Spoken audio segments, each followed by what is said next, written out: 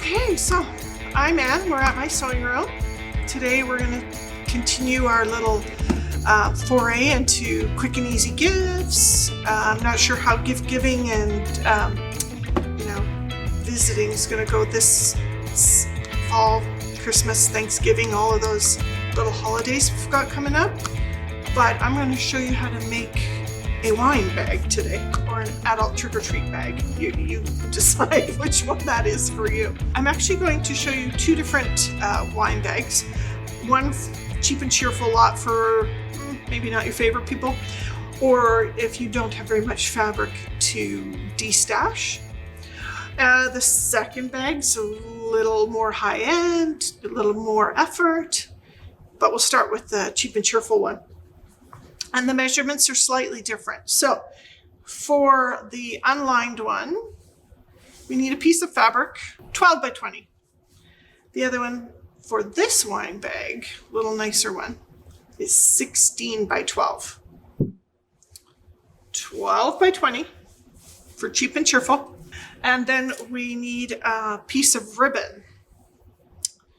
The ribbon can 20, 26 inches, anywhere in there will work out for a nicer bow. If it's a wider ribbon, you need a longer piece to get a nice bow out of it. Something skinny like this is just a 1/4 inch ribbon. 20 inches would be plenty. And I just folded it in half. Don't cut it, but you need two pieces. Okay, now on this bag, the unlined bag, you're going to find the 9-inch mark down the long side. I'm going to take my ribbon, just pin it into this about to be seam allowance. I'm going to use a 1/4 inch seam allowance, and we're going to sew across the bottom and up that side. From the top end here down 9 inches, so that makes this end the top. Remember that when you go ahead, sew that. So top 9 inches, put the ribbon in. And I'm just going to use a 1/4 inch seam allowance, nothing fancy.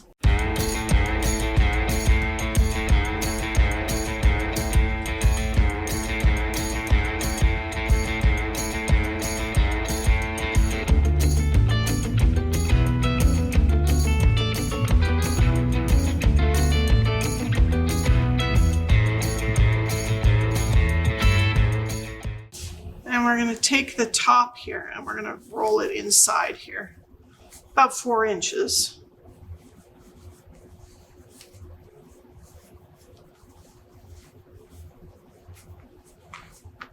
You can quickly measure that on the mat. That's only 3. You can use something a little more high tech. Go to 4 inches here. So we'll just bring that down a little further. What we're going to do now is just tack this down and maybe do a little top stitching, 1/4 inch, 1/8 of an inch from the finished edge here.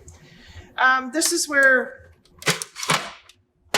if you have a free arm on your machine and this fits it, because sometimes they don't. No, oh my goodness, this one's barely going to wrap this one. Bit much. So if you can get it on your free arm, some are bigger than smaller. Great. This one's really tight. I'm not even going to bother. So, but if yours is small enough, do it that way. If it isn't, if you don't have a free arm, you can actually sew this down when it's flat and then sew the side seam up. If you have to sew it now, always sew in this. If you have to sew it in a tube because you don't have a free arm, you can always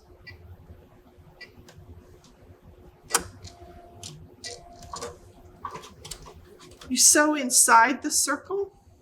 A lot of people feel afraid of the sewing inside a small space. You sew inside of it. It's the easiest way.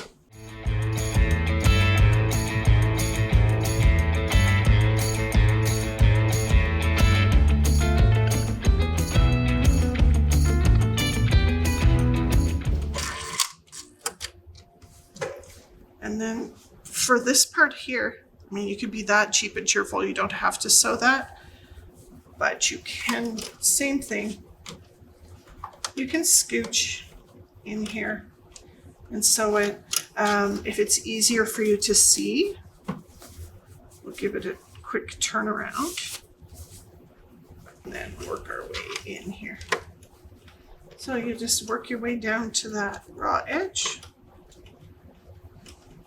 I'm starting at the seam allowance so I can line those up that it didn't twist on me. And then we just sew inside the circle this way, keeping everything flat. Lots of sewing is about what you can see, but sometimes it's about what you can feel.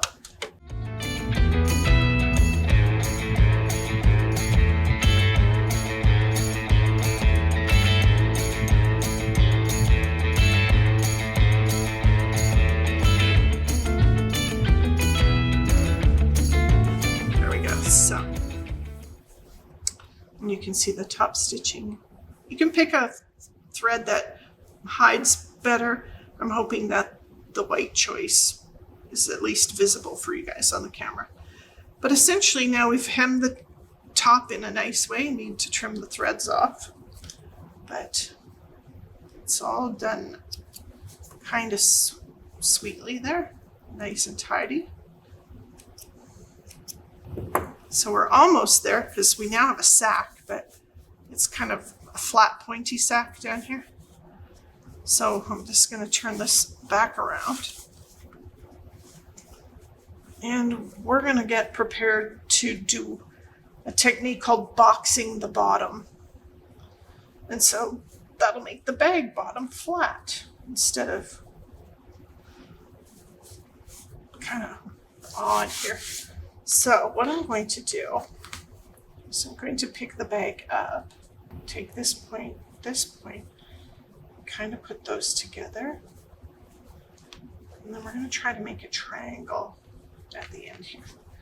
So sometimes a little easier flat than in the air, but what we're going to do is line this line up with this line, and all things equal here. So there we go, we're getting there.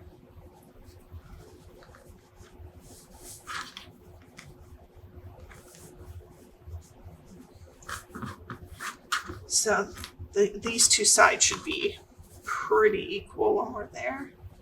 Just a little under 3, yep. Alrighty.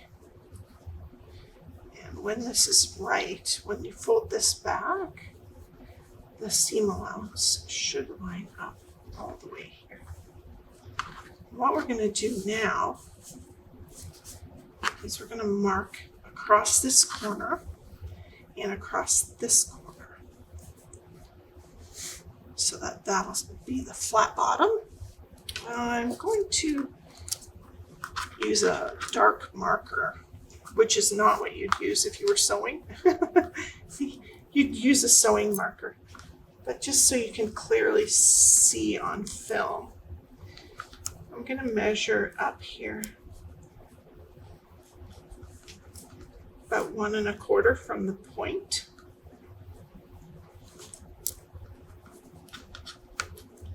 And I'll do that in my hand. So we're going to sew across both edges.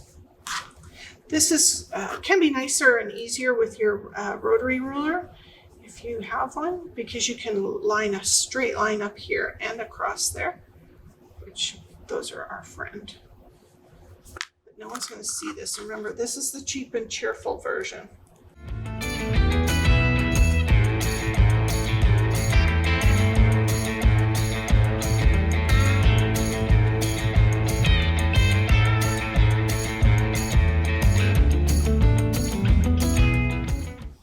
What happens is, see now suddenly the bottom looks square.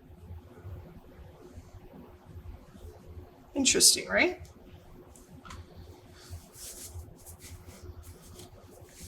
And you can cut those triangles out if you want. And there we go. Still looks kind of square. Let's put some wine bottles in there. So then, just tie a bow. A little better than the plain bottle of wine. And so in the top, you see that 4-inch casing makes it look like it's lined, but it's not. That's the cheap and cheerful one. Okay, so this one, we're gonna go through making this one, which is very, very similar. It has the box bottom. However, it feels quite different. See, it's fully lined. And it has a box bottom, same as the other. I turned it through the lining here, and I'm not even gonna bother to sew that closed. I might glue it closed with some 1/4-inch fusible tape, but no one but me and you are gonna know that. It's a little heavier, a little nicer, feels fancier, looks fancier. It'd be reversible if we put 2 sets of ribbons on it. And then I would have to sew that hole closed. So let's take a look at how we make that one. So this one, the measurements are different, 12 by 16. We're going to take the 12 by 16, fold it in half, so it's 6 by 16. Both pieces, except whichever one you decide is the outside. We're going to sew all the way across the bottom, all the way up this side. We'll put the ribbon in there. Then on the lining piece, we sew all the way down the side. And what I've done is left a couple inches open on the bottom.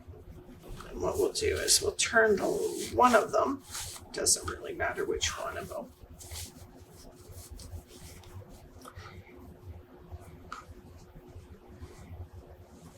And then we'll insert it.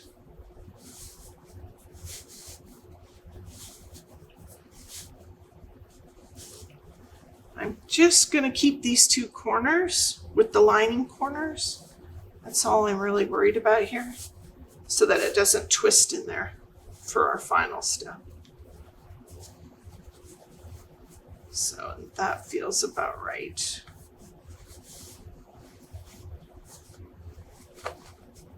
Check to make sure that we haven't twisted it at all.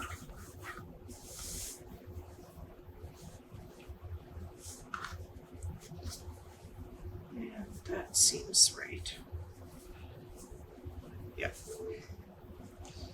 And then what we need to do is go in and just sew this circle closed. About a 1/4 inch will be about right. If you have a 1/4 inch foot, you can use it here. I just use the zigzag foot and move the needle. And remember to sew inside the small circle.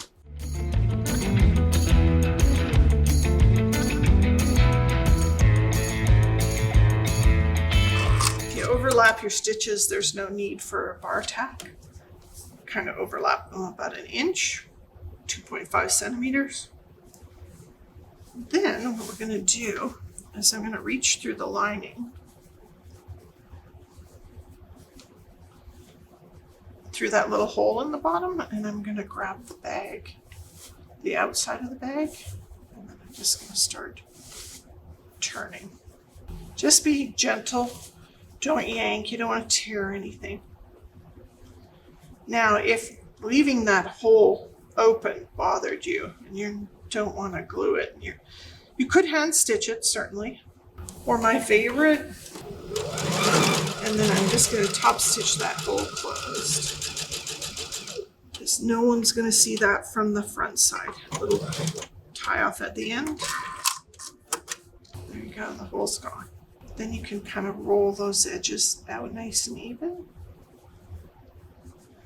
And I'm actually going to top stitch from the inside again. And what I look for when I'm stitching here, maybe you'll be able to see what I'm talking about. See, I've got this teeny little lip of the dark fabric showing. That makes me happier than if I get this stitched down and I find out I've got the lining showing on the front. So you can press it this way if you want to, or I just tend to roll my fingers as I go. And what this does, it just gives the edge a nice finish, and it'll stop the lining from sticking out on the top. So nice finished edge here. Now what I'm going to do is just going to poke, and if you've been watching a few of our videos, you know that I normally don't poke a corner, but for what's about to happen, it's going to be fine. Kind of just feeling my way here that the seams are lining up down here, and then because it'll be easier to see for all of us, I'm going to pull it back out this way, and I'm going to poke those corners out. And then we're going to do that same poke and fold, okay, that we did earlier. This time it can feel a bit tricky because you're working with two pieces of fabric. Just go in, make sure everything feels nice and flat. If it doesn't feel flat, just go in with your hand and adjust it as you need to. Because we're still going to box this bottom, but we're not going to box 4 different corners. You could do the lining and you could do the exterior of the bag separately, but I kind of prefer doing them together at once. So get these corners again.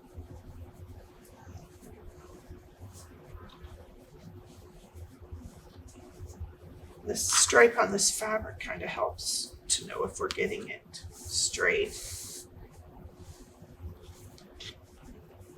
I'll get that end kind of laid out and flat again. I wonder. Not everyone will have a quilting ruler, rotary cutting ruler, but if you do, how I find the mark here. So I'm going to measure here to 1 1/4. I'm going to put the 1 1/4 mark on the point and the straight line up that seam. And then you can draw all the way across. I trust myself enough to visualize and sew, but some of you are going to want marks. And I don't want them to wiggle or shift when I pick them up, so I'm just going to drop a pin in there to hold it in place till I get to the machine. But it's interesting, if you can visualize, there's the square when you knock that back. This line actually kind of pulls here and pulls here, creates that square box. So I start in about a 1/2 inch and then go back to the edge rather than trying to start at the edge. I can kind of feel if the fabric underneath there is flat. Ta-da! And you can cut this off like I said, but it does give a little more weight to the bottom of the bag. I don't normally cut them off unless I have to. And sometimes when you fold, they meet in the middle. Not every shape, but if it's square, it tends to. And ta-da! There we go. So we've got that nice box bottom, ready to go. So, there you go. If you see me coming to your house, I'll be there with an empty bag for trick or treat. It fits wine perfectly. I hope you enjoyed today's tutorial on wine bags. Anyway, thanks for joining us. Remember, be kind, be calm, be safe, and we'll see you tomorrow. Thanks.